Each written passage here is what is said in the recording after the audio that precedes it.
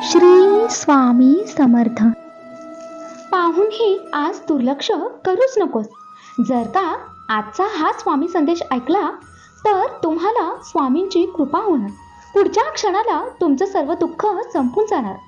ऐकून घे, भाग्यवंत ठरशील. बाळा, आज स्वामींसाठी संपूर्ण संदेश ऐकूनच जा. आजचा संदेश तुमच्यासाठी खूप खास असा असणार आहे. तुला काहीतरी गोष्ट स्वामी सांगणार आहेत.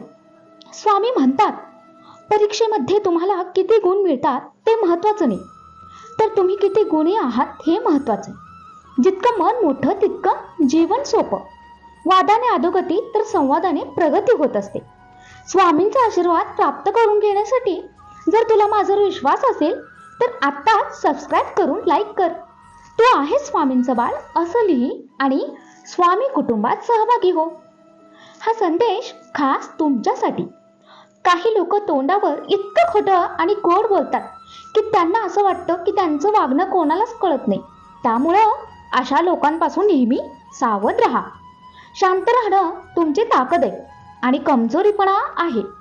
पण तुम्हाला एवढं कळलं पाहिजे की कधी शांत राहायचंय, कधी बोलायचंय. ज्या दिवशी ज्याला हे कळलं त्याच्याच कोणत्याही अडचणीवर विजय झाला असेल. जोडीदार गरीब असला तरी चालेल, पण चांगला असावा आणि तुमचा आदर करणारा असावा. कारण गरिबी हाताळता येते, पण वाईट माणसासोबत आयुष्य घालवणं खूप अवघड होऊन जातं.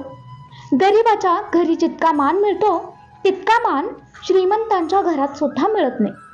माणसाचं खरं सौंदर्य त्याच्या जिभेत आहे. बघ थोडा विचार करून, मग समजेलच तुला. तुझंच कल्याण करण्याकरता स्वामी माऊली आहेत सर्व ठाई. फिरे आणि क्षेत्र ते अक्कलकोट पायी पायी. स्वामी नाम रुजावा मनोमनी, चित्त अखंड ठाई ठाई. आपल्या चुकीचं खापर दुसऱ्यावर फोडण्यापेक्षा आधी आपलं कुठं चुकलंय हे तपासून बघायचं. कदाचित आपली चूक आहे हे लक्षात येईल. प्रारंभ करण्यासाठी इच्छा हवी असते, मुहूर्त नाही.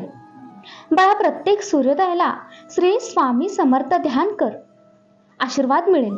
हा संदेश ऐकल्यानंतर श्री स्वामी समर्थ नाम टाईप कर.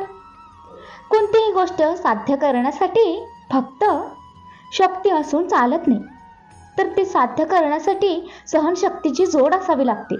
जे घडतं ते चांगल्यासाठी.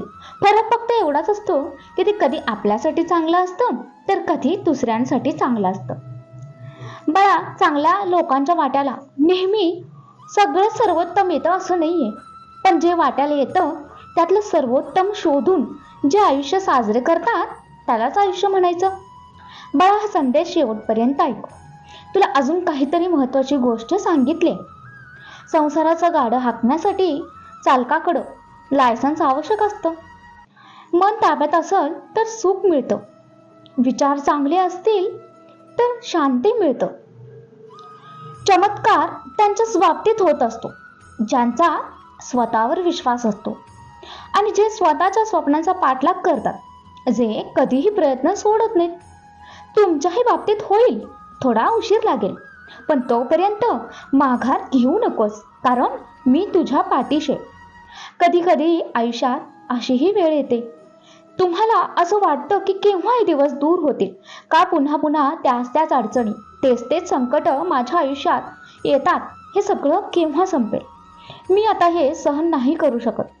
प्रत्येक वेळी नवा प्रॉब्लेम माझ्यासमोर येऊन उभा असतो. दुःखाची 4 कारणं माहिती आहेत का? या 4 कारणांमुळे तुमच्या आयुष्यात दुःख हे नेहमीच येत असतं. मला सहमत असशील तर लगेच हो आहे म्हणून सांगायला विसरू नको. स्वामींच्या मार्गदर्शनानुसार चालत आहेस तर बाळा, काळजी करू नकोस. तुला आहे माझा खास आशीर्वाद. बाळा, ज्यावेळी हा संदेश शेवटपर्यंत ऐकणार आहेस, बघ तर आज स्वामी लिहिण्यास सांगणार आहेत. तुझे कष्ट आता संपणार आहेत.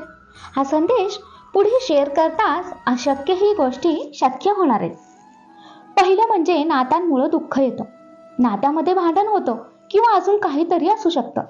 बऱ्याच जणांना नात्यात धोका मिळालेला असतो, त्यामुळे ते दुःखी असतात. ते त्याच गोष्टीचा इतका विचार करतात की त्यांना त्या गोष्टीतून बाहेरच पडता येत नाही. दुसरं म्हणजे अनेक जण पैशामुळे दुःखी असतात. तुमच्या आयुष्यातल्या अडचणी, टेन्शन पैशामुळे असतात. काहींना काम मिळत नाही, काहींचं काम नीट चालत नाही किंवा काहींच्या कामात अनेक अडचणी येतात. मिळकत कमी आणि खर्च जास्त.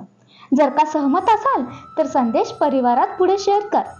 अरे नेहमीच तू माझे आभार मानतोस, पण आज मी तुझे आभार मानत आहे बाळा, कारण तू ऐकून घेतोयस. बाळा, दुःखाचं तिसरं कारण, अनेकांना आरोग्याचा शारीरिक त्रास होत असतो, त्यामुळे त्यांचं मन दुःखी होत राहतं. शारीरिक त्रासामुळे अनेक अडचणींना त्यांना सामोरं जावं लागत असतं. सोडून द्या सतत दुसऱ्याला टोमणं मारणं, दुसऱ्यांच्या सतत चुका काढणं, दुसऱ्यांच्या यशाबद्दल मत्सर वाटणं, दुसऱ्यांची कागाळी करणं, दुसऱ्यांच्या दुःखात आपलं सुख मानणं, दुसऱ्यांच्या खाजगी आयुष्यात डोकावणं, दुसऱ्यांची स्वतःशी तुलना करत राहणं.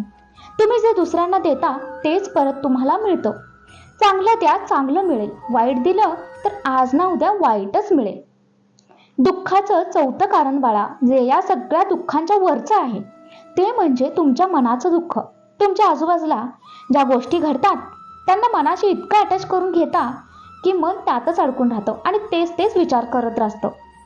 बघ ना, कुठलाही प्रॉब्लेम असो, आपण त्याचा पुन्हा पुन्हा विचार करतो आणि त्यामुळे जास्त त्रास होतो.